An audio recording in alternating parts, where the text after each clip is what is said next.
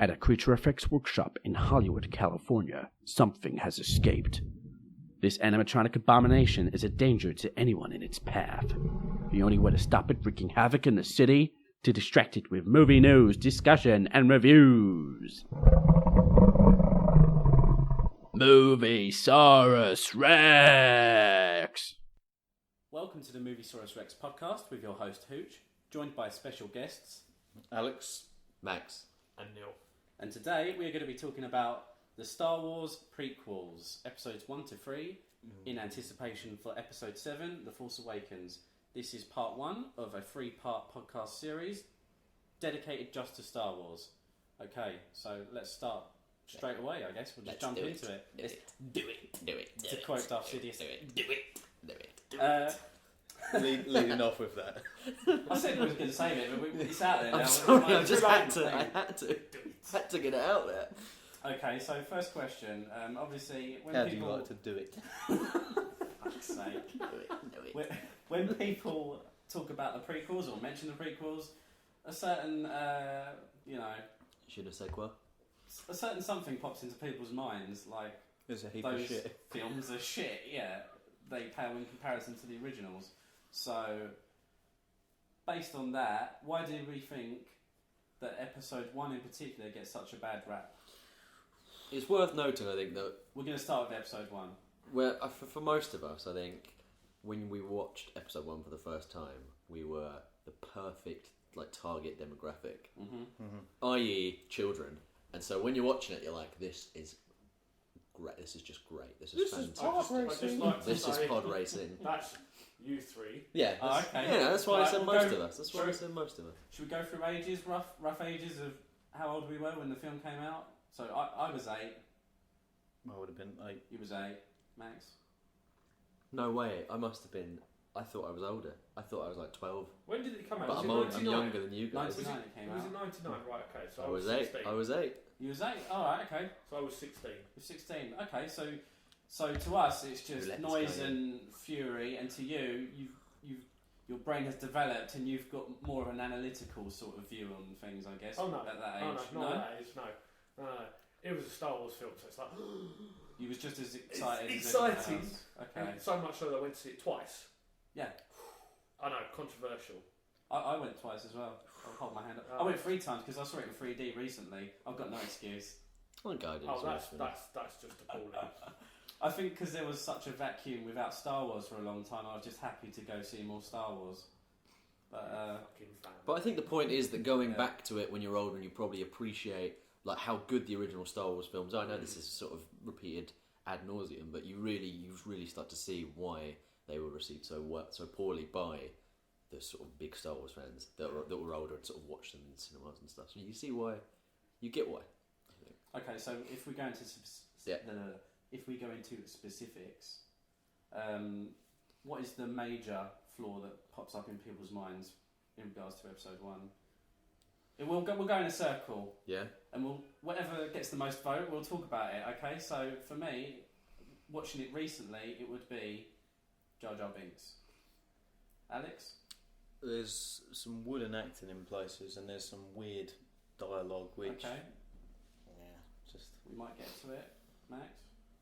I think for me it's probably that they weren't extensions of the Star Wars universe. They're just basically rehashing all the sort of iconic visuals from the first. It's the like first the one. greatest hits of Star Wars, basically. Like a good example, I think, is that the fact that the droid that in the opening scene of Phantom Menace, the droid that the two are greeted by on the ship is just another C-3PO. It doesn't need to be, but they're just, rather than, I think you see this in a lot of other sort of Star Wars stuff as well, that rather than sort of try and expand on the universe or capture the magic of the original, they just use the same things over and over again, as if to say the actual Star Wars universe is just made up of these types of droids and these types of ships. And do you think they lean on it too much to try and legitimise the film? Well? I think rather than it being sort of,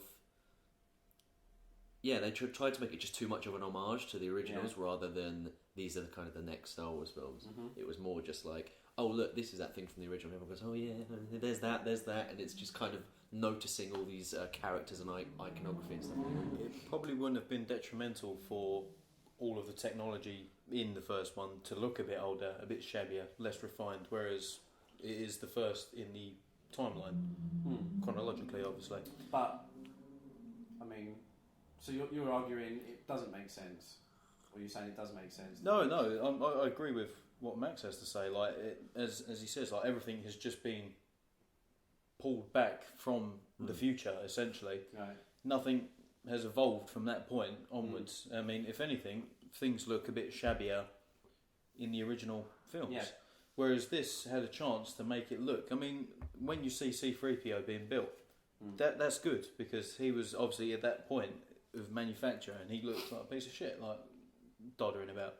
Whereas in A New Hope, chromed out, obviously you see he eventually does get like built on and finished, and that is why he's like that. So you see his like building, but he is technology. I mean, not all of the technology from 4, 5, 6 is going to be already in the past, as it were. Exactly. Yeah, that's the point I'm essentially trying to get to. Yeah. Okay. Interesting. Neil? Ewan McGregor's wig. Oh, it keeps changing, doesn't it? Having watched, I have to agree. Having watched it recently, it does go from short to big, short to big, short. But that's just a visual. It's distracting. It's like distractingly stupid. It keeps reminding you it's a film. You know? Absolutely. Yeah. Is it weird to say that I never knew he wore a wig in that? No, because until like a week ago, I didn't even notice. Like, I literally watched a video with all the problems with Star Wars like a week ago, and that was one of them. And I was like, oh, completely went past me. Like, and I'm usually someone that picks up on these sort of things. But yep, Neil. Another one. The dress, the gown that she wears. Yes. With the lights on it. You can see the power cable. You can see the power cable. In the background. It's just like, really, you didn't comp that out with your digital compositing software? Exactly. Look out for that. The very clear shot of her in the red dress, looking at but that's not the biggest weakness of the it's film. Not the biggest, one shot has a power cable in the background. But it all adds up. Well, for it's all the little things. It's an example of that. So you're talking about poor production value. Well, yeah. Okay. Yeah. This is a film where like George Lucas has been criticised even by his cast and crew that like he micro-directed on a very sort of small like level. Like he sat in the editing bay with his editor and he had 2 takes of the same scene and decided rather than get rid of the take that he didn't like and use the good one, he decided to splice the 2 together so that he could get the ultimate take that he wanted in his mind. You'd think if he's looking at things at that level, why are other things like fucking power cables like getting through the filter? You know, it's strange because it's a contradiction of what he's going for with these films. Okay, so I mentioned Jar Jar. I guess we've got to get onto it at some point because it is like one of the major problems people have with it. Neil's cringing right now. Jar Jar Binks. I just keep saying it, keep cringing. Okay, what's wrong with Jar Jar Binks? We just watched the films. What is the main problem with Jar Jar? Why do people hate him? It's a projected stereotype, but there's a lot of that in the. There is a lot of that in Star Wars in but general. It seems more most potent. prevalent. Yeah, it's more in your face, big time in your face, because he's a main character in that film. It massively changes the tone compared to the other films, where it makes it a lot more comedic. This is more kid friendly, I think. Absolutely. I mean, even though they talk about tax and trade routes and all that business, like when we was 8, I wasn't focusing on that stuff. No clue what's going on. Jar Jar Binks and Anakin Skywalker was like the in for the children to sort of just be invested in the film, I guess. You've got this fun floppy-eared character who's stepping in shit and speaking getting funny. Farted on by a big creature. Literally as lowbrow as you can get is a fart joke in the middle of Star Wars where a creature farts and Jar Jar Binks goes, ugh, like wrinkles his weird like duck beak nose. So he's just there as a device for the children, but it does detract from the series. Yeah, I think Nero had it right in saying he was too much of a main character. Yeah. It's fine to have this comedy, but he was a central part of it, so too much. There's comedy elements throughout the films, but they're more subtle. This is very much in your face. What can we do to this character to get a laugh? I mean, it's done subtly throughout the series. I mean, the rapport between 3PO and R2D2, Solo, Chewbacca, it's done well. But then this was just hackneyed. It's awful. I think it's another example of what we were talking about earlier, where in trying to sort of emulate the originals, they just kind of missed the point of just like why these things were popular to begin with. They looked at perhaps the more comedic elements or the more sort of odd, like funny looking characters from the original trilogy, those sort of popular characters, and thought, okay, these were popular. Why is that? Oh, it's because they're weird looking aliens that talk funny and do silly stuff. Let's really like weigh in on this. Like you don't need to increase it any more than the originals did. You just So I think it was them just sort of missing the point of why the originals were popular and then executing it poorly in the prequels. If you watch the making of documentary, which is on the DVD, it's very clear George Lucas was very fond of Jar Jar Binks. There's a scene where he's got the storyboards in front of him. He basically looks at it and he goes, Jar Jar's the key to this. If we get Jar Jar working, it'll be great. Like, and he keeps saying it, doesn't he, for a lot of scenes? Yeah. Why is Jar Jar the key to this? Like, why not? Why make him so prevalent in this whole trilogy? Well, that was part of this sort of big rumour that there were bigger plans for Jar Jar. Yes. That were going to lead into some much more central in the plot that, after the backlash, were then abandoned.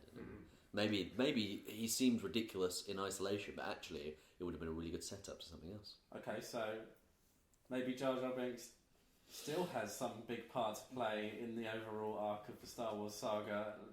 Fuck off. That's what everyone says, until you read these sort of crazy fan theories that Jar Jar had a much bigger, sinister part to play. Let's get onto it. It's the elephant in the room at this point. So about... The Darth Jar Jar in the room. About a fortnight ago, on Reddit, this guy posted up what his theory is for Jar Jar Binks and why he exists in these films. And it is basically that Jar Jar Binks is a Sith Lord. A Sith Lord? A Sith Lord? To quote Mace Windu. He is the one that actually brought about the Empire, and, everything's pinned to him, basically. Even though he's this blumbering idiot creature that can't seem to, put one foot in front of the other without falling over, he somehow orchestrated all these events, everything that happened, and it culminated in his... Well, I think the key point to the theory is that all that bumbling stuff is all just a massive act to sort of deflect any suspicion and sort of allow him to completely infiltrate the rebels and sort of the Jedi Order by appearing to just be this bumbling buffoon that actually was planning it all along. My debunk to that is he's weak-minded. But is he weak-minded? Sith Lord suggests, or Palpatine suggests, about creating the army to him in Attack of the Clones. They're on the same side. No, he says to Jar Jar, if only someone was here to represent Senator Amidala and give me more power. He does suggest to him, but if you go by this theory, it's Jar Jar's plan to do that anyway, because he wants to bring down the Republic and the Jedi Order and, have a rise of the Sith. There's a lot of compelling evidence, and it is cherry-picking scenes, and it is sort of projecting a lot of stuff onto it, but there's a lot of compelling evidence that when you really sort of analyse some of Jar Jar's behaviour, seems a bit too calculated, a bit too odd. I mean, what the fuck was he doing in them woods when Qui-Gon tackles him to the ground? What was he doing? Running around like a loony. If you want examples of why this theory is sort of gaining traction, you can go online and look for yourself. We're not going to go into all the details of it. Just Google Darth Jar Jar and there'll be a whole bunch of stuff about it. I guarantee you, if you watch these videos and you look at the evidence, watch the trilogy again, and Jar Jar isn't so annoying anymore. It's interesting to watch his actions. Yeah, exactly. It makes him watchable. If nothing, it makes Phantom Menace more enjoyable because you watch him in another context and you start to think, is all of this just all a big plan? Well, the other thing, I think the thing that solved this theory for me was you watch Jar Jar fumble through these battles and all this stuff, and you think he's just an idiot, and he just got lucky. The fact that he took out multiple droids by stumbling about. But then in the original trilogy, they specifically say that luck does not exist, and it's all the will of the Force, and all this. And they say luck isn't a real thing; it's all the Force. So, I mean, again, that's another example of cherry picking, but. It's all worth noting, though, and it doesn't matter at the end of the day, does it? Whether it was intended or not, it's there. Yeah. If you want to look for it, you can find it. personally, I just think if it makes the films more enjoyable, then it doesn't hurt anyone, does it? You know. Very true.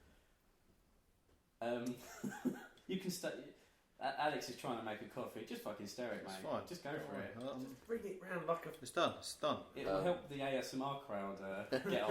Yeah. Go ding, ding, ding, ding, ding. And I'm just going to make this. Can you gurgle it while you drink it, Alex? No, that's weird. There you go. I don't want people getting after that. Okay. I think regardless though, it's an entertaining thing to read and give new context to the films, but I think that people are taking it too far by saying he'll be reintroduced to the series in these new films. I think that is the rumour that he's going to be in it. It doesn't make any sense. Yes. I don't think the studio would risk it. Everyone loves a conspiracy theory, and we'll leave it at that. That's it. It's exactly that. It's basically the same thing, isn't it? It's cherry picking evidence and just sort of reading too much into stuff. Mm-hmm. To put some more fuel on that fire, and then we'll drop it. Mm-hmm.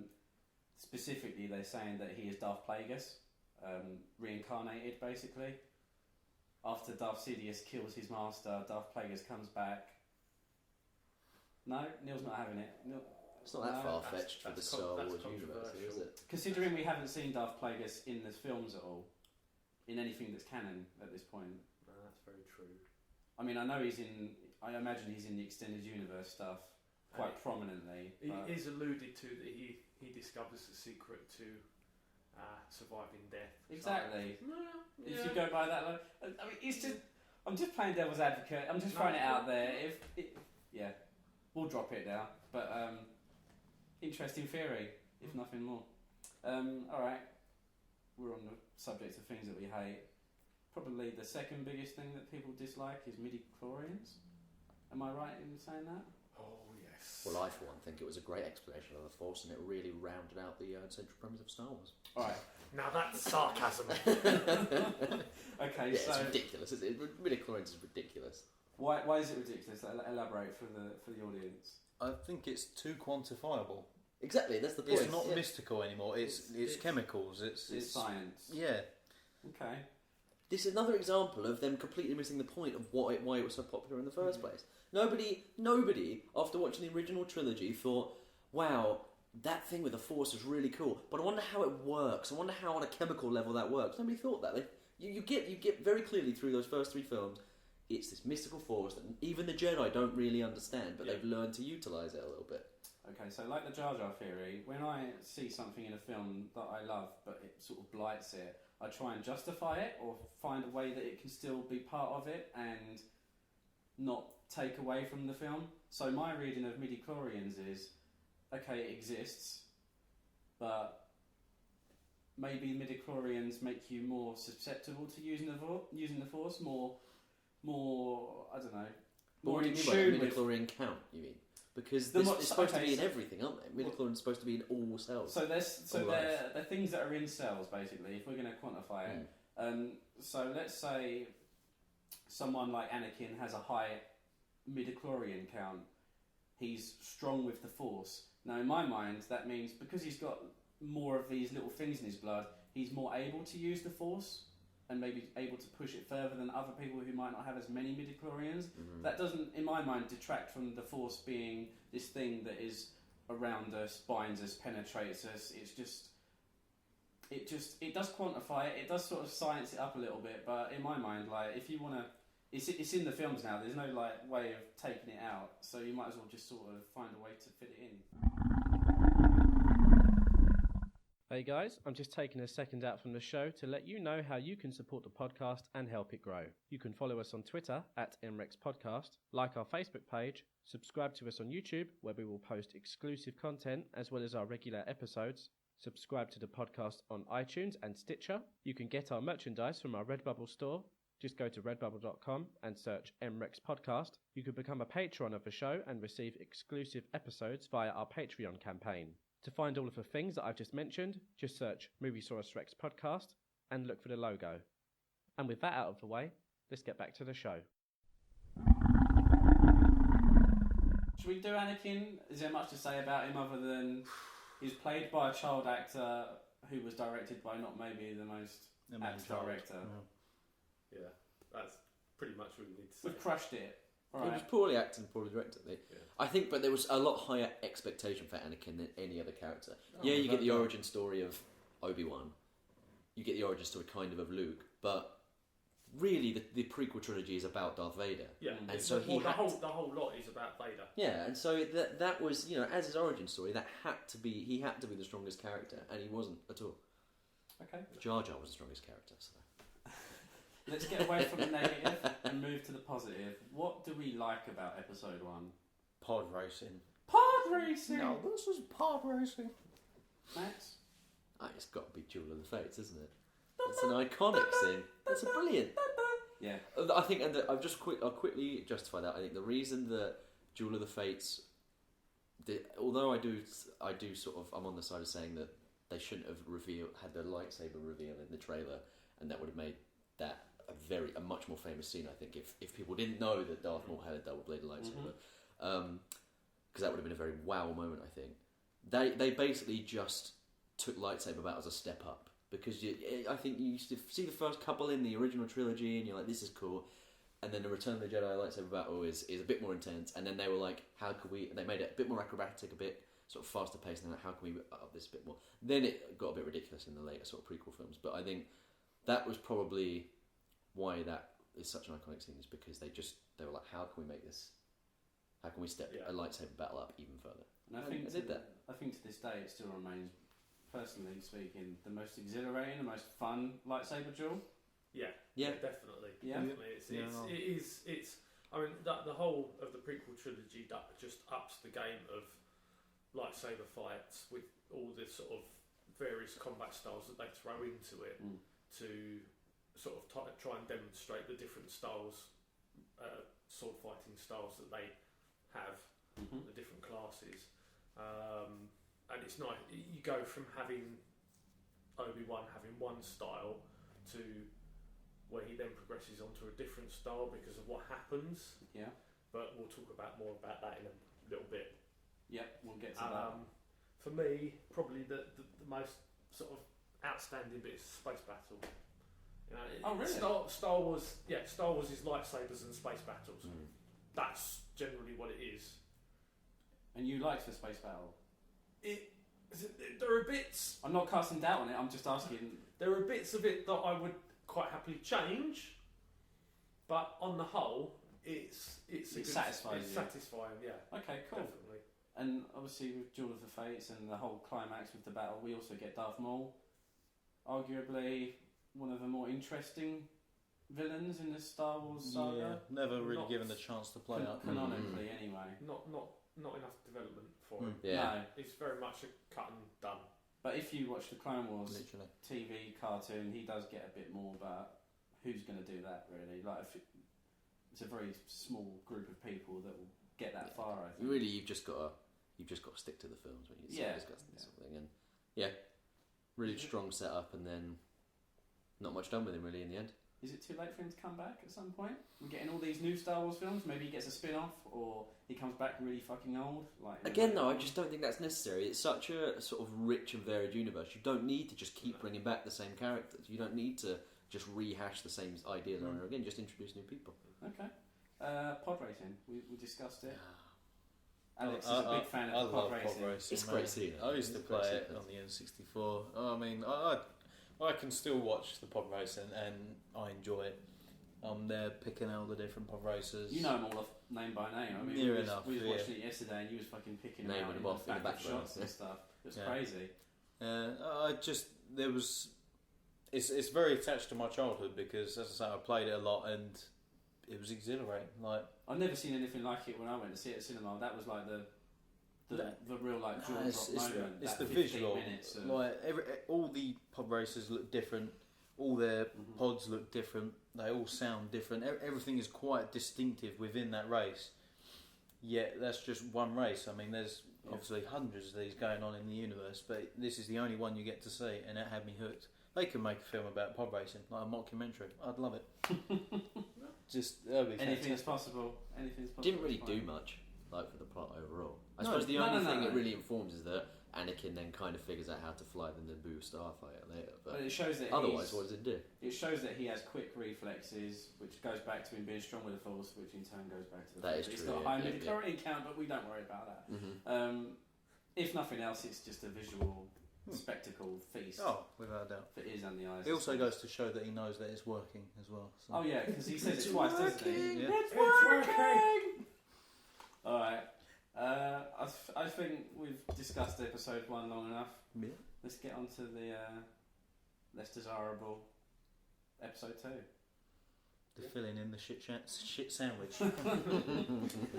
Okay, we'll get the bad out of the way. Not that there's a lot of good about this one, but what do people hate about episode 2? We'll start with Neil on this one.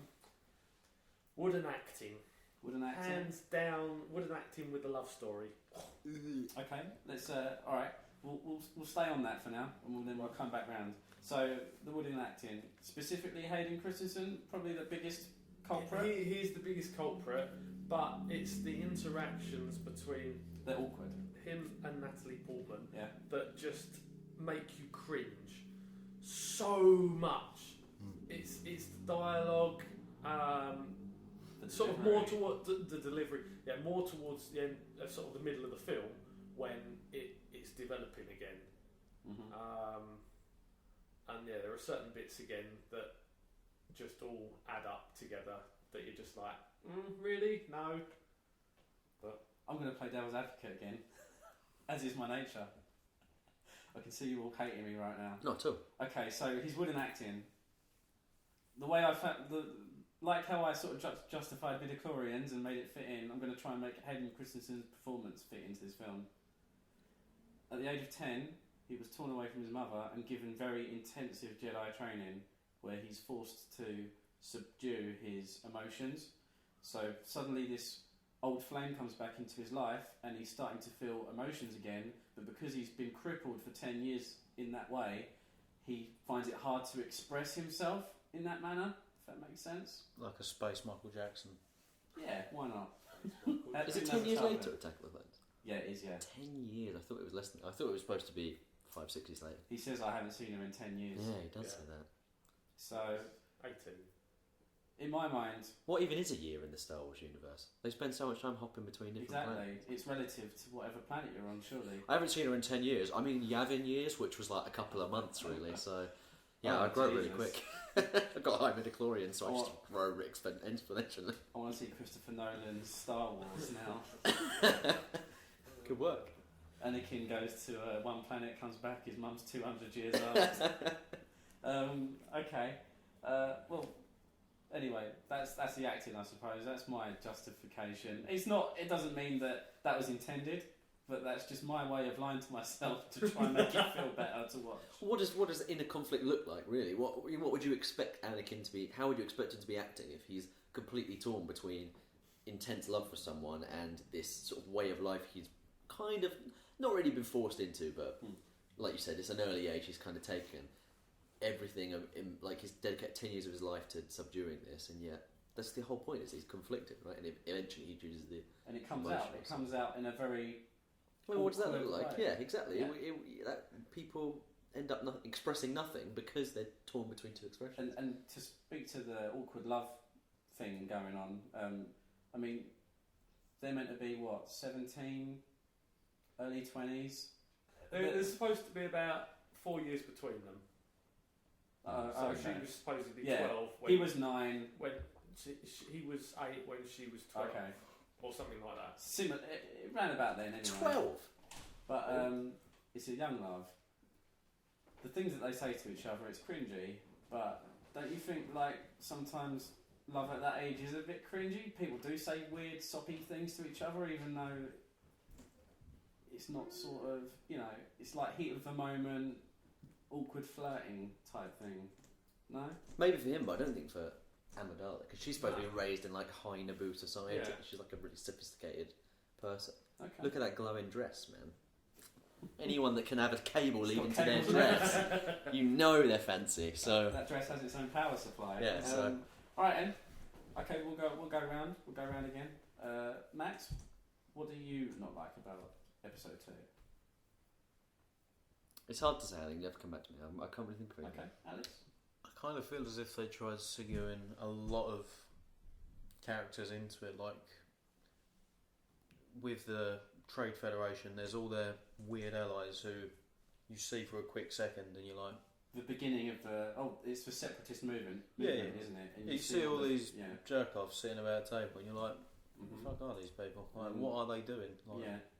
what do they offer to this? And there's a lot of this. There's a lot of these characters just sort of getting put on screen just because they look a bit strange, and it Just, does nothing yeah. for the movie. Like, To try and make something exciting out of what is a very sort of boring film, I think overall it's very plain. I think it.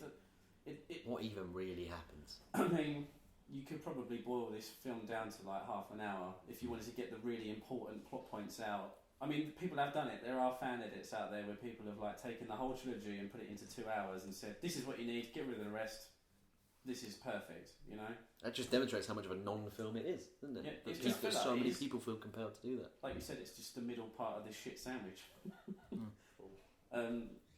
It feels like the least Star Warsy film to me. Does anyone get that sense? I mean, it is Star Wars, but it doesn't feel like a Star Wars film, and I can't quite pinpoint what it is that makes it feel like that. But what makes it feel like like this is the one with Dooku in it, isn't it? Yeah. that? Yeah. Oh, Jesus, yeah, I forgot about that. Trying to repress that, yeah. All right, forget my question. We'll go on. No. We'll go on to the Yoda Dooku fight. Where does everyone stand on Yoda getting a lightsaber and jumping around like a grasshopper? It's good that he can do it, but he shouldn't be doing it because he.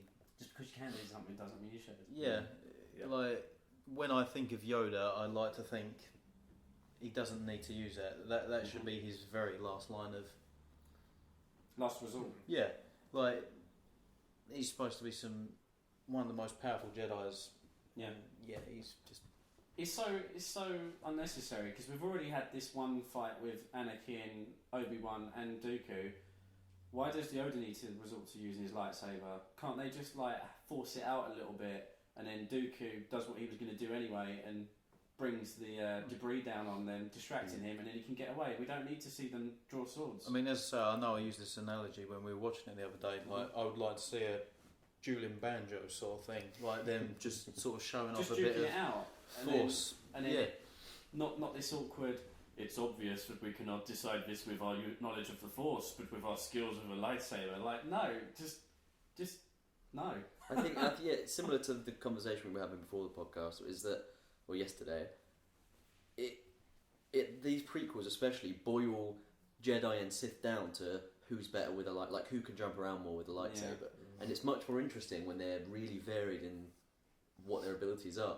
And yeah, this is basically we know Yoda's a powerful Force user and he's like a very good Jedi leader and all this, but ultimately he only wins because he can leap around a lot with a lightsaber and occasionally chuck a Rather than box or something. rock, paper, scissors, it's more top trumps. It's just like who's got the highest stats as opposed to who's got the better skill set, you know? Yeah, and it just makes them glorified swordsmen at the end of the day rather than... Yeah.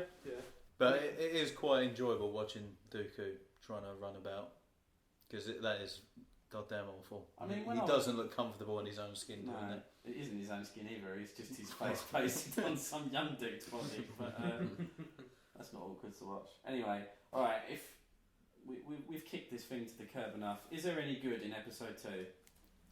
Where the clone troopers land and fight the Geonosians, I thought that was pretty You cool. like that? Yeah, I like a battle. It looks So you good. just get through the whole film just to Visual. get to that bit, essentially. It's a long watch to that bit, but yeah. We'll watch it maybe. on YouTube then. Fuck them. Yeah, There are some the quite whole good visuals. I think both Camino, right, with Jango Fett, and then Yeah. whatever, you know. There's Gripe little Jungle nuggets. There's like these little islands of And entertainment. the arena and as then- well, the Geonosian arena, yeah. I Yeah. think they're little standalone, like, cool scenes. But you have to get through a lot of dross. There's just, corns in the shit, is what we're Oh, trying to say. okay. There's corn in this shit sandwich. Lovely. My personal favourite bit is probably the librarian, Is that in the second one? the snotty librarian. Obi-Wan tries to find this lost system, and Camino, isn't it? He tries to find. he tries to find Camino, and the librarian's like, "If it isn't in our records, then it doesn't exist." That's pretty much how everything works. Don't question the records. That library is quite cool. That Jedi library, that sort of high tech. Yeah, that was quite cool. Favourite bit: seismic charges. Oh, They sound fantastic. Yeah, they did sound cool. That's good. Yeah, they did. Make sure you listen to this on a good sound system with Yeah. deep bass. They do. They've got a good sound. Glorious. That's Glorious sound. good sound effects. That's episode 2's legacy, I think. How does episode 2 end? They get On a married. cliffhanger. They get married, don't They they? get married, yeah. No, Max ain't happy with that. That's dumb. Max ain't happy. Revenge of the Sith. Actually, not that bad. Certainly took a darker turn. Neil's cringing. He hates Revenge of the Sith, obviously. He's just not. Sorry, Neil. Good contribution to audio podcast. Sorry, Neil. Yeah, sorry. It should have a visual of me. That's how angry he is. Okay, what's wrong with episode 3, Neil? What isn't wrong with it? Boil it down to one thing. What's your biggest peeve with episode 3? Spoilers! Just spoilers! Spoilers for everything. Spoilers for everything. You haven't seen Star Wars and you're listening to this. What the fuck's wrong with you? Keep going. Yeah, this isn't the best introduction to Star Wars. My name's George Lucas. I'm going to give everything away at the end of this film. The surprises from the next set of films in this one. You're not. It's just like, why? Was the intention ever to watch these first though? I don't know if it was. I don't know if this was supposed to be like watch them in number order. Obviously, nobody's ever sort of said you must watch them in this particular order. But if you're doing it chronologically, then it's 1, 2, 3, 4, 5, 6. Yeah.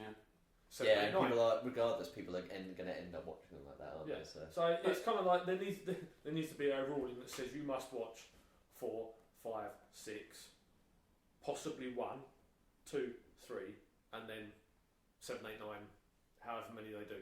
Mm-hmm. Or 4. Was it the machete order? 4, 5. Order, yeah. Skip 1. What does 1 even introduce you to? Yeah. 4, 5, 2, 3, 6. Why are we even watching 2? I mean, I think we've just sort of said Because ourselves. 2 has the beginnings of The Clone War. Palpatine sort of influence. You want to see Jango Fett. You want to see Obi-Wan. I want to see pod racing. Well, we'll cut pod racing in. Fine. To That's how the whole somehow. series should start. We'll just have- this pod racing. It could be on someone's TV. I'll be happy. Okay.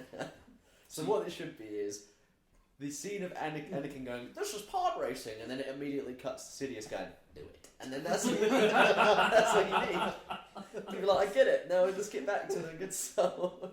Even these 2-hour-long fan edits are redundant at this point. Yeah. It should be a short film. You just need those 2 very quotable moments.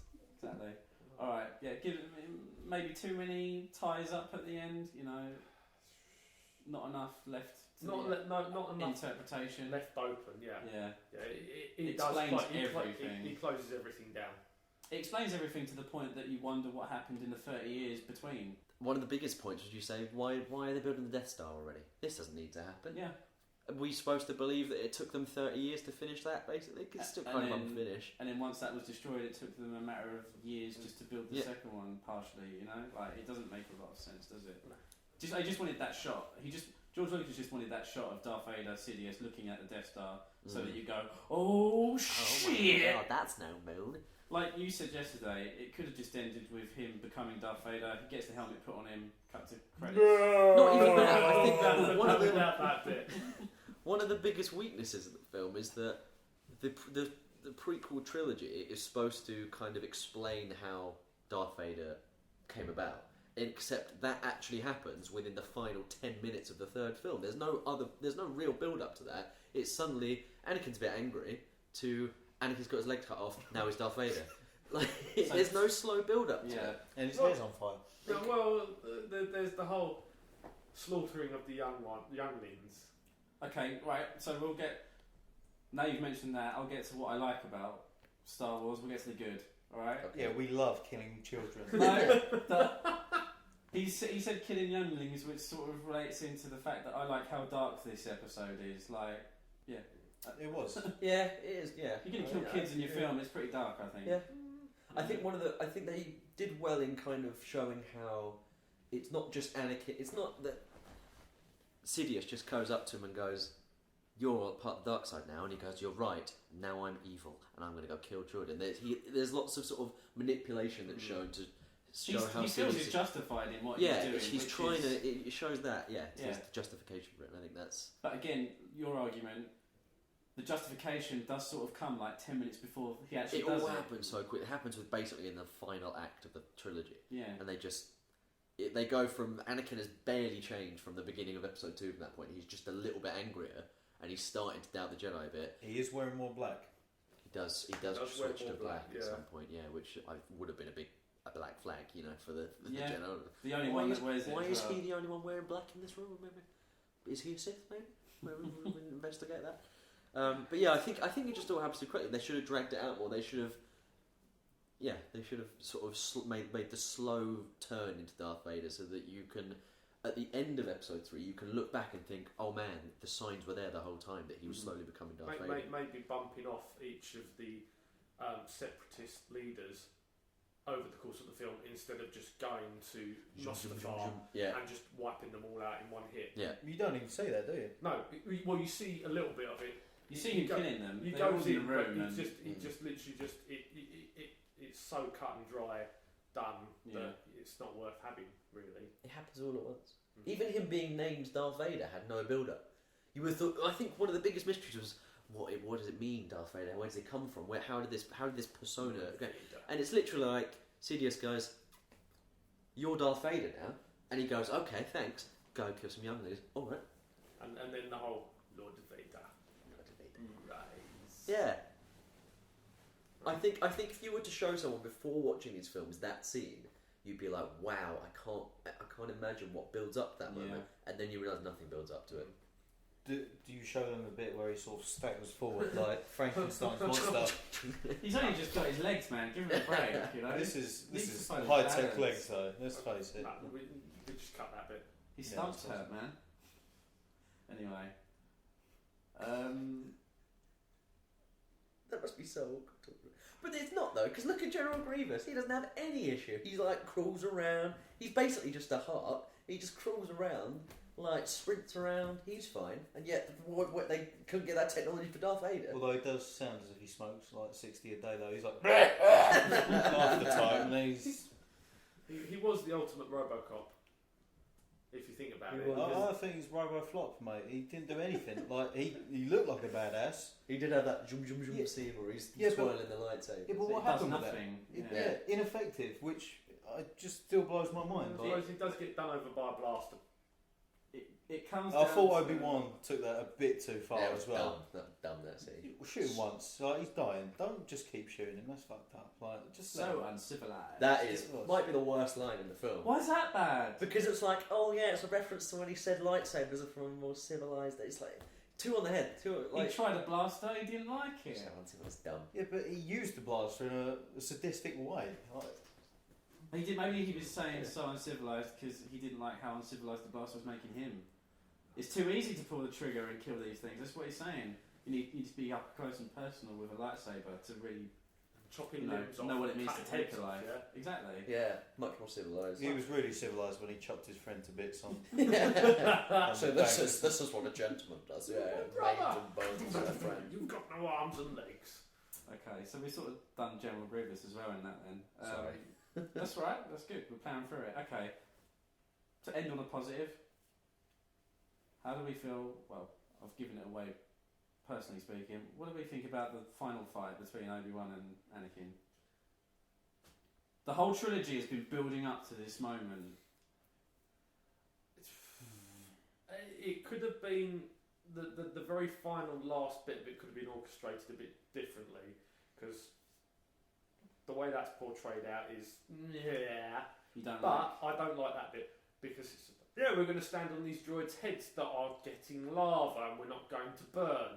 But the rest of the fight, as it moves through, is fantastically choreographed. Mm-hmm. I can't fault it on that. It's a good fight. I mean, they could have staged that fight anywhere, and I think it would have looked good. But was it Mustafar? Yeah. Fight, yeah. Did look pretty spectacular, especially on that Did big look like great, sow over the lava. Yeah, looked great. The most memorable part, I think, from that film.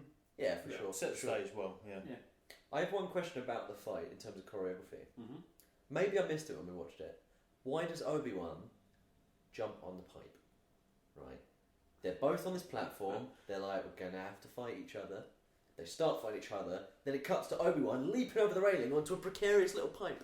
He's like balancing backwards. He didn't need to do that. I think we explained that yesterday when we watched it, didn't we? He's backed into a corner and he has to keep. Basically, Anakin's out to kill him, but he is not necessarily out to kill Anakin. He's just trying to keep the fight going. Yeah. So he's back. So why endanger both of them more by jumping onto?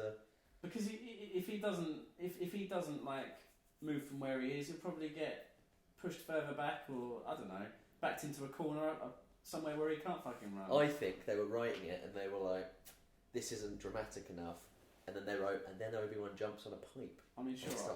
Starts tightroping across the lava. I'm pretty sure that is what it boiled down to. Yeah. What would look cool, but I'm trying to, you know, Devil's advocate. I'm trying to be the other side here. I think that's it. I think that's that helps explain a lot of the fight. Like you said, is that Obi-Wan isn't trying to kill him.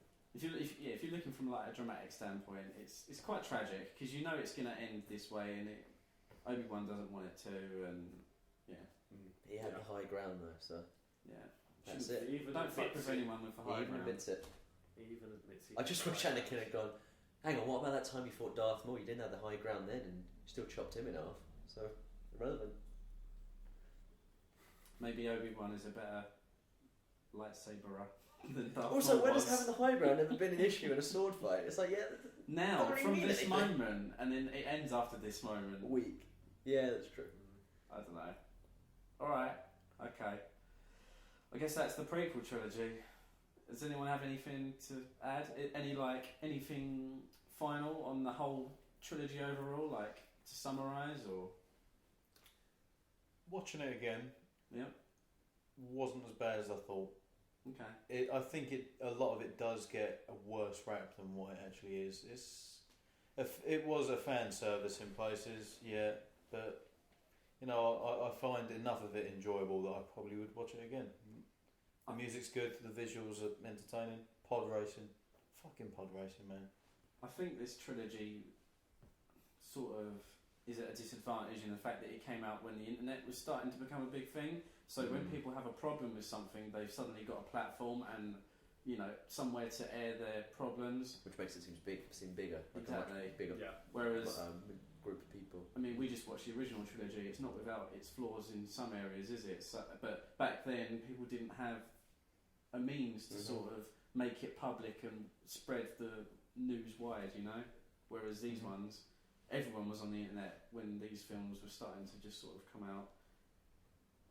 Yeah. Do you think that one of the things that made Star Wars so popular back in the day was that it had very strong merchandising, and it was one of the first instances where they really had sort of toys to promote a film, and that was sort of what kept it alive for a long time. Is the sort of the action figures and stuff, and then because of that, they tried to market. They made this prequel trilogy with That in merchandise mind. too much in mind. Yeah.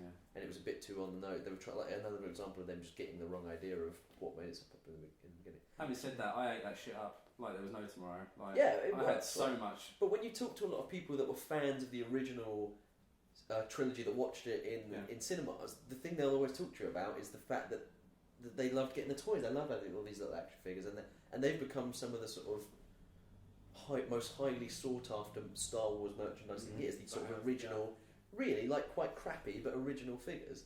And I think it just had this really strong marketing or sort of merchandising behind it, and they tried to cash in on that again by creating these iconic characters, and it just didn't work out. Completely agree. I think that might be a part of it. Maybe the motivations for this trilogy was not legit. They were just trying to harness the popularity of the original rather than sort of extend the universe. Because they didn't do it. They didn't do it. They didn't do it right. Okay, prequel trilogy. What is it, Alex? It's a shit sandwich. Well, yeah. Overall, Pod racing on the side. it's a shit sandwich with corns of goodness Yeah, in it. there's a few corns in there. It's a shit sandwich that really only needed to be like a shit Ritz cracker. It didn't need to be as big, did it? It just needed to be like cracker size. I mean, if you're going to eat shit, you don't want to make a meal of it. You just want a As quick little as snack. possible. Yeah. Don't put yourself through that much. It's not worth it. Yeah. Yeah. Okay, I think that's a good note to end this one on. A shit's cracker. I'm just going to say that. Check back for next episode when we talk about the original trilogy. Thanks, guys.